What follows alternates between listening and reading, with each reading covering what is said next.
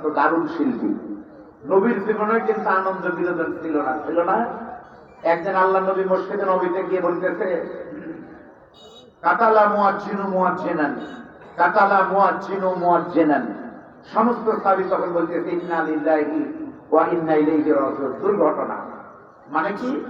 আল্লাহ নবী বলতেছে এক মুয়াজ্জিন আরেক মুয়াজ্জিনকে জবে করতেছে। এরকম দুর্ঘটনা যদি শুনে যে শেরপুর বাসস্ট্যান্ডে একজনকে জবে করতেছে, আপনারা কি বলবেন? ইন্না লিল্লাহি, তাই বলবেন না? তো নবী তখন বলতেছে কাতালা মুয়াজ্জিনু মুয়াজ্জিনান, এক মুয়াজ্জিন আরেক মুয়াজ্জিনকে জবে করতেছে। সাহাবীরা তো দৌড়, কে কাছে জবে করতেছে। বাইরে গিয়ে দেখে হযরতে বেলাল একটা মোরগ জবে করতেছে। বলল, হুজুর আপনি বললেন যে এক মুয়াজ্জিন আরেক মুয়াজ্জিনকে জবে করতেছে। নবী বলতে ওই তো মুয়াজ্জিন বেলাল আমার মসজিদে আযান দেয়, ফজরের আগে মোরগও আযান দেয়, এজন্য বললাম এক মুয়াজ্জিন আরেক মুয়াজ্জিনকে মানে কি বলতেছে, জবে করতেছে। ইসলামের সব আছে, আনন্দ বিনোদনও আছে। আমরা আগামীকাল সেই সাংস্কৃতিক অনুষ্ঠান শুনবো, উপভোগ করব। আজকে আমরা কোরআন শুনতে চাই, আল্লাহ কবুল করেন, বলেন আমিন। প্রিয় ভাইরা, এই কোরআনের সম্পর্কে নবী বলেন মান ক্বালা বিহি সাদাকা, যারা কোরআন দিয়ে কথা বলে তারা সত্য বলে। আমান হাকামা বিহি আদেলা, যারা কোরআন দিয়ে বিচার করে তারা সত্য করে। কথা বলেন ঠিক না ঠিক? কোরআন ব্যতীত মানুষের তৈরি করা আইন দিয়ে কোনোদিন কি বিচার ঠিক মতো হয়? আচ্ছা বলেন তো, কোন জিনিস মাপ ঠিক মতো দেওয়ার যন্ত্রের নাম কি? দাঁড়িপাল্লা। আরবিতে বলেন নাম কি? মিজান। মিজান দিয়ে যদি বিচার করা হয়, বলেন তো ভাই, বাংলাদেশের প্রচলিত আইনে কেউ যদি কারো হাত কেটে দেয়, তার আইন কি বলে? তার আইন হয়তো বাংলাদেশের সংবিধান বলবে যে হাত কেটে দিতে তাকে 5 বছর জেল দাও, 2 লক্ষ টাকা দাও। আচ্ছা 2 লক্ষ টাকা আর 5 বছরের জেল এক দাঁড়িপাল্লায় দিবেন, আর যার হাত কেটে ফেলতে ওই হাতটা পাল্লার আরেকটা পাল্লায় দিবেন, ওজন কি এক হবে? কোনোদিন হবে না। 3 লাখ টাকা যদি 1 লাখ বাড়ায় দেওয়া যায়, তাকে হাত ফিরে পাওয়া যাবে না। আর যে লোক হাত কেটেছে, আমার হাত কেটেছে তুমি, আপনি ওর হাতটা কেটে যদি আরেক পাল্লায় যান, তাহলে 2 হাত দিলে দেখবেন পাল্লা সমান। এর জন্য কোরআন ব্যতীত মানুষের তৈরি করা মতবাদ দিয়ে কোনোদিন শান্তি আসতে পারে না। এটা পৃথিবীর দিকে তাকান, কার্ল মার্কস, মাও সেতুং, লেনিন, স্টালিন, রানী এলিজাবেথ বুড়ি হয়ে মারা গেল, শান্তি আসেনি। বাংলাদেশের দিকে তাকান, স্বাধীনতার এত বছর চলে গেল, এখন পর্যন্ত যথাযথ শান্তি আসেনি। এখন পর্যন্ত মানুষ তার অধিকার ফিরে পায়নি। সবই ঠিক ছিল, কারণ একটাই, মানুষের তৈরি তন্ত্র মন্ত্র দিয়ে কোনোদিন শান্তি আসবে না। শান্তি আসবে তখন আল্লাহর কোরআন দিয়ে দেশ আর রাষ্ট্র চলবে তখন। করে বলেন কথা ঠিক না? এটাই ভালো কথা। আল্লাহ রাব্বুল আলামিন বলেন قُلْ لَوْ كَانَ الْبَحْرُ مِدَادًا لِكَلِمَاتِ رَبِّي لَنَفِدَ الْبَحْرُ قَبْلَ أَنْ تَنْفَدَ كَلِمَاتُ رَبِّي وَلَوْ جِئْنَا بِمِثْلِهِ مَدَدًا। আচ্ছা ভাই, কোরআনের আয়াত শুনলে কি বলতে হয় বলেন তো? এই তাকবীর যতদিন বাঘের মতো ছিল, ততদিন মুসলমানদের সামনে কেউ দাঁড়ানোর সাহস। 800 বছর ভারতবর্ষ আমরা শাসন করেছি, আমাদের সামনে মসজিদ ভাঙ্গা তো দূরের কথা, মোগল বাদশাদের সামনে কেউ দাঁড়াতে সাহস পায়নি। আজকে সেই ভারতে কর্ণাটক প্রদেশে আমার বোন মুস্কানের বরকা খুলে নেওয়ার চেষ্টা হলো, বাবরি মসজিদ ভেঙে দেওয়া হচ্ছে, শুধু একমাত্র কারণ আমাদের ইমানের চেতনা কমার কারণে। ঠিক না ঠিক বলে? আল্লাহর নামের তাকবীর দিলে লস হয় না লাভ হয়? কি লাভ হয়? আমরা বছরখানেক আগে ওমরায় গিয়েছিলাম, আমার মনে আছে। একদিন মাথাতে বসে আছি কাবার চত্বরে, আমার শ্বশুর ছিলেন। এমন সময় খবর হয়ে গেল মুস্কান এসেছে ওমরা করতে। মুস্কান ভারতের কর্ণাটক প্রদেশের মেয়ে মুস্কান। এই কথা শোনার পরে সবাই হুমড়ি খেয়ে পড়লো মুস্কানকে দেখার জন্য। মুস্কানের কোনো দাম নাই, কোনো নামই নাই, শুধুমাত্র একটাই কারণ, তাকে যখন উত্তপ্ত করতে এসেছিল জয় শ্রীরাম বলে, মুস্কান শুধু কয়েকবার বলেছিল আল্লাহু আকবার। এই আল্লাহু আকবার করে দেওয়াতে মুস্কানের সামনে থেকে বেঈমানরা পালাতে বাধ্য হলো। 3 বার করে তাকবীর দেওয়াতে মুস্কানের নাম সারা পৃথিবীতে আল্লাহ তাআলা প্রচার করে দিয়েছে। ধরে বলেন সুবহানাল্লাহ। এই তাকবীর যদি আমরা একবার করে দিই, লাভ হবে না লস হবে? সকলে মিলে দেন তো লিল্লাহি তাকবীর। করা লাগবে। আপনারা দেবেন সাধু বাড়ির লোক যারা তারা দেন তো সাধু বাড়ির ভাইরা, বাহিরের ভাইরা দিবেন না, সাধু বাড়ির লোকেরা দেন। লিল্লাহি তাকবীর। সাধু বাড়ি ছাড়া বাইরের লোকেরা যারা আছেন তারা দেন লিল্লাহি তাকবীর। এবার সাধু বাড়ি হোক আর বাহিরের লোক হোক, সবাই মিলে একটা তাকবীর দিবেন আল্লাহকে খুশি করার জন্য। এক তাকবীরে ঘুম যাবে, শয়তান দৌড় দিবে, মালিক খুশি হয়ে যেন যায়। সকলে হাত দুখানা হাত তুলে একটা তাকবীর দেন। লিল্লাহি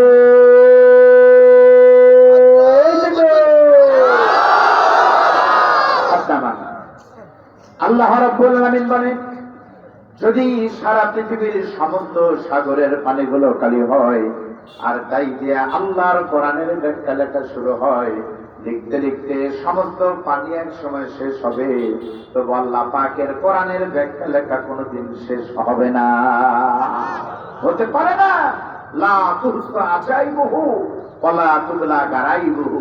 সেই কোরআন থেকে আমি একটা আয়াতে কারিমা তেলাওয়াত করেছি, আমাকে একটু লাইনে উঠায় দেন আমার সাথে, কষ্ট করে একটু আপনারা বলেন। আউযু বিল্লাহি মিনাশ শাইতানির রাজীম। বিসমিল্লাহির রাহমানির রাহিম। قل يا عبادي الذين أسرفوا على أنفسهم لا تقنطوا من رحمة الله إن الله يغفر الذنوب جميعا إنه هو الغفور الرحيم। আল্লাহ তাআলা সূরা জুমারের ভিতরে বলতেছেন, নবী আপনি বলেন, ইয়া ইবাদি, হে আমার বান্দারা, আল্লাযীনা আসরাফু আলা আনফুসিহিম, তোমরা যারা জুলুম করেছো, নফসের উপরে পাপ করেছো, লা তাকনাতু মির রাহমাতিল্লাহ, ও পাপী বান্দারা, পাপ করার পরে টেনশন করো না, আমি আল্লাহর কাছে মাফ চাও, তোমাদের অতীতের সমস্ত গুনাহকে আমি মাফ করে দিব। সুবহানাল্লাহ বলেন। ইন্নাহু হুয়াল গফুরুর রহিম, কেননা আমি আল্লাহ তাআলা ক্ষমাশীল এবং দয়ালু। তাহলে বলেন, আমাদের পাপ আছে না নাই? আল্লাহ বলতেছে, পাপ করার পরে নফসের উপরে জুলুম করছো, টেনশন করো না, মাফ চাও, আমি আল্লাহ মাফ করে দিব। আমি যদি এইটুক বলে চলে যাই, পাপ করবেন, পাপ শেষ হলে মাফ চাবেন, আল্লাহ মাফ করার জন্য বসে আছে। আমাদের এলাকায় শেরপুরে তারা ভালো মানুষ, তারাও পাপ করবে, পাপ করলে তো মাফ হয়। আর যারা চোর তারা ডাকাত হবে, আর যারা ডাকাত তারাও কিন্তু আরো বড় কিছু করবে। ধরে বলার কথা ঠিক না ভাই?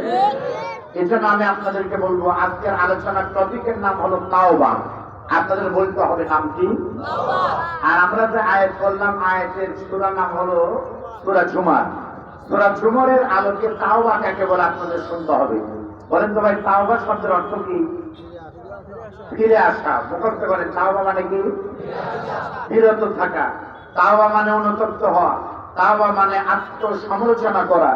আর তাফসীরের ভাষা হলো আর রুজু ইলাল্লাহ, তওবা থেকে, গুনাহ থেকে ভালোর দিকে ফিরে আসার নাম হলো তাওবা। আমরা মনে করি পাপ করার সময় পাপ করো, শেষ হলে মাফ পাবো, অফিসে ঘুষ খাবো, শুক্রবারে মাফ পাবো, কারণ দুই জিনিস মাফ তো আল্লাহ করবেই, আমাদের এই বিশ্বাস। এই বিশ্বাস নিয়ে বাংলাদেশে দেখবেন বহু মানুষ রুপিয়ানা ঘুষ খায়, খায় না? কেন খায়? ওদের বিশ্বাস ঘুষ খাবো অফিসে, মাফ পাবো মসজিদে। দুই জিনিস, সমস্যা কি? আবার অনেকের বিশ্বাস সারা বছর মাফ পাও, টঙ্গীর ময়দানে গোনা করো আর টঙ্গীর ময়দানে মাফ চাও, মনে করি আসার আগে আজরাইল, একবার দাও কাকরাইল, ওখানে গেলে দোয়া করলে কবুল হবে।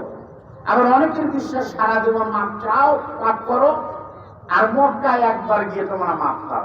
এখন আমাদের বাংলাদেশের নিয়ম হলো, আমি দুইবার গিয়ে দেখেছি, সারা পৃথিবীর ভিতরে সবচাইতে বুড়া বয়সের হাতে হলো বাংলাদেশে। আমাদের বিশ্বাস হলো পাপ, লুচ্চামি, গুন্ডামি, সুদ, ঘোষ, ভোট চুরি সব করবো যৌবনে, আর মাপ পাবো মরার 1 বছর আগে। তাহলে কামও হলো, মাপও হলো, তাহলে দুনিয়াতে পাস, জান্নাতও পেলাম। এর চাইতে লাভ আর কি হয়? অনেকে যৌবনে হজ করে না, কয় কেন? হজ তো ধরে রাখা লাগবে। তাহলে হজ করলে হবি? হজ ধরে রাখা লাগবে। তার মানে আগে পরে তার দালালি গোয়েন্দারি লুচ্ছবি গুন্ডামি করা যাবে না, আগে এটা করে দিই, তারপরে এটা ধরে রাখবার পরে সেই বয়সে পাবো। ওটা ঠিক না ঠিক? আসলে আজকের আলোচনার নাম তাওবা। তাওবা মানে রব্বানা যালামনা বলার নাম তাওবা না। আল্লাহর কোরআন বলতেছে তাওবার জন্য শর্ত হলো তিনটি, সময় হলো একটি। এই তিনটে শর্ত না থাকলে একটা মানুষের তওবা কবুল হবে না, আর সময় না হলে তো কথাই নাই। আমরা মনে করি হাত তুললে মাফ হবে, মিথ্যা কথা, প্রমাণ দিতে পারবেন না। তওবার জন্য শর্ত তিনটি, বলেন কয়টি?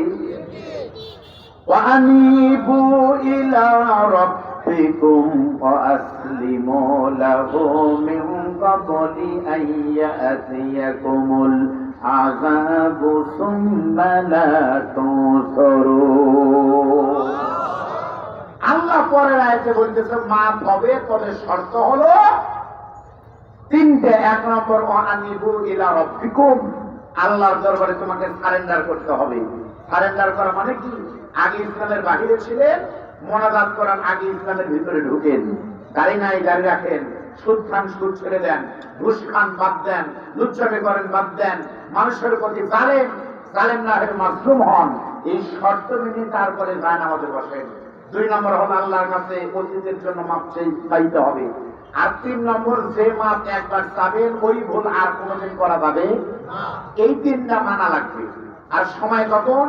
আল্লাহ বলেন সুম্মা লা তুনসারুন, যখন কোনো সাহায্যকারী আসবে না। আজকে নিজের বাড়িতে দেখলাম আমার কাজী শাশুড়ি মারা যাচ্ছে, আমরা চোখের সামনে দেখতেছি অক্সিমিটার দিয়ে যে অক্সিজেনের লেভেল কমে যাচ্ছে, আস্তে আস্তে কমতেছে। আমরা মনেই করতেছি এইভাবে যদি কমতে থাকে 1 মিনিটের ভিতর মরিবের কাছে চলে যাবে। কিন্তু আমাদের সবই আছে, কিন্তু আমরা কিছুই করতে পারিনি। অসহায়ের মতো চেয়েছিলাম, সত্যি এক সময় কমতে কমতে মালিকের কাছে চলে গেল। আল্লাহ বলতেছে এই যে মৃত্যুর সময় কোন সাহায্যকারী আসে না, এর আগেই তোমাকে তওবা করতে হবে। এর আগে অন্য হাদিসে আছে পশ্চিম আকাশে সূর্য ওঠার আগেই। এখন পশ্চিম আকাশে কবে সূর্য উঠবে তা কি আপনি জানেন? এর জন্য নিয়ম হলো যখন পাপ করবো তখনই, ধরে বলেন যখন পাপ তখনই মাপ। আর পাপ হবে কয়বার? একবার। মাপ হবে কয়বার? এই কথাটা মনে রাখি, তাহলেই হবে। আমার ভাইরা শুনেন, সূরা জুমার আল্লাহ বলেন তওবার জন্য শর্ত হলো 3টি, আর তওবার জন্য সময় হলো একটি। এই 3টি শর্তের একটা সময় মেনে যদি তওবা করতে পারে, মানুষের অতীত জীবনের যে কোনো গুনাহ আল্লাহ শতভাগ মাফ করে দেন। সুবহানাল্লাহ বলেন। আপনারা বলবেন হুজুর সত্যি কি তাই? 3টা শর্ত থাকলে সব গুনাহ কিন্তু আল্লাহ মাফ করে দিবে। আমি খেয়াল করতেছি শেরপুর কিন্তু আলেম আলামাদের শহর। আপনারা জানেন এখানে অনেক আলেম আলামা আছেন, বিখ্যাত মুহাদ্দিস, বিখ্যাত মুফতি সুফি আবুল লাইস সামরকান্দি রাহমাতুল্লাহ আলাইহির নাম কিন্তু আপনারা আলেম আলামা শুনেছেন। উনি বর্ণনা করেন, ওনার বর্ণনা হাদিসটা এরকম মনোযোগ দেন। এখন থেকে 1500 বছর আগে একদিন সকালবেলা আল্লাহ নবীর জান্নাতি 10 জন সাহাবীর ভিতরে 10 জনকে বলা হয় কিন্তু আশারে মুবাশশারা। এই 10 জনের ভিতরে আবার সেরা 4 জনকে বলা হয় খোলাফায়ে রাশিদিন। এই 4 জনের ভিতরে 2 নম্বর সাহাবী নাম হলো আমিরুল মুমিনিন হযরত ওমর। আপনারা বলেন হযরত ওমরের নাম্বার কত? 2 নম্বর। শুক্রবারে শোনেননি বলেন নবী সাল্লাল্লাহু আলাইহি ওয়াসাল্লাম আরহামু উম্মতি বি উম্মতি আবু বকর ওয়া আশাদুহুম ফি আমরিল্লাহিল ওমর। তাহলে বলেন তো হযরত ওমর কত নম্বর? 2 নম্বর না, বলেন 2 নম্বর। সেই হযরত ওমর একদিন সকালবেলা আল্লাহ নবীর সঙ্গে সাক্ষাৎ করার জন্য তখন হযরত ওমর রওনা দিয়েছেন। রাস্তার মাঝখানে হযরত ওমর গিয়ে দেখতে পায় একজন যুবক মানুষ চোখের পানি ফেলে হাউমাউ করে শুধু কাঁদতেছে। একজন যুবক রাস্তার ধারে বসে আহাজারি করে কাঁদতেছেন। সঙ্গে সঙ্গে হযরত ওমর রাস্তাতে দাঁড়িয়ে গেলেন। দাঁড়িয়ে গিয়ে যুবককে সালাম দিয়ে বলেন আসসালামু আলাইকা ইয়া আব্দুল্লাহ। যুবকটা তখন বলতেছে ওয়া আলাইকুম আসসালাম। ওমর জিজ্ঞেস করে ভাইজান তুমি কে? আরবিতে বলতেছে মান আনতা, তুমি কে? তারপর বলতেছে মা ইসমুকা, তোমার নাম কি? আর 3 নম্বর প্রশ্ন করেছে মা ইয়াকুকা ইয়া শাবাব, তুমি কি কেন কেন কাঁদতেছ, তোমার কি হয়েছে জানতে চাই। তখন হযরত ওমর বলছে, তুমি কে, তোমার পরিচয় কি, তুমি কেন কাঁদতেছ একটু বলো তো। ওই যুবকরা হযরত ওমরকে চিনতে না পারে বলতেছে, ভাইজান আমার পরিচয় জানার আগে বলেন তো ভাইজান আপনি কে। হযরত ওমর বলতেছে, আমার নাম হলো ইবনে ওমর ইবনুল খাত্তাব, আমি হলাম খাত্তাবের ছেলে, আমার নাম হলো ওমর। ওই যুবকটা তখন বলতেছে, ওমর রে আমি কেন কাঁদতেছি, আমার কি হয়েছে, আমার বিপদের কথা তোমাকে বলে কোনো লাভ নাই, আমার বিপদের কথা আমার কষ্টের কথা খুঁজে বলবো যদি আমি আল্লাহর নবীর দেখা পাই।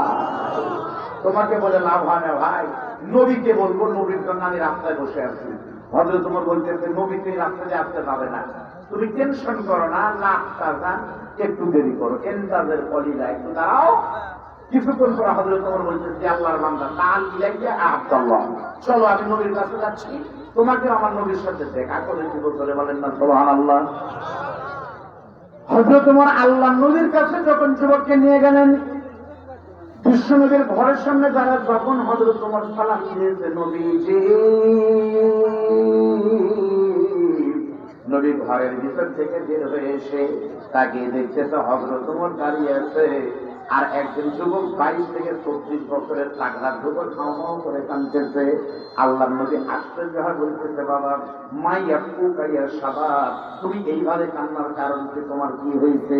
ওই যুবকটা তখন আল্লাহর নবীর কাছে দৌড়ে গিয়ে নবীর বুকের ভিতরে মাথা দিয়ে আরো বেশি জোরে কাঁদতেছে। নবী তখন কপালে চুমুকে বলে, বাবা গো তোমার কি হয়েছে, তুমি আমি নবীর কাছে খুলে বলো তো, তুমি কেন কাঁদতেছো, তোমার কি হয়েছে। কান্নার পরিস্থিতি দেখে নবী অনুমান করেছে, নবী বলতেছে, তোমার কি মা মরে গেছে নাকি। কারণ এই পৃথিবীতে তার যেদিন মা মারা যায়, ওই দিনের মতো কষ্টের দিন কিন্তু কারো জীবনে আসে না। নবী ধারণা করেছে হয়তো মা মরে গেছে। যুবকটা বলতেছে, না গো ইয়া রাসূলুল্লাহ, আমার মা দুনিয়াতে বেঁচে আছেন, তাহলে কি তোমার পিতা মারা গেছে।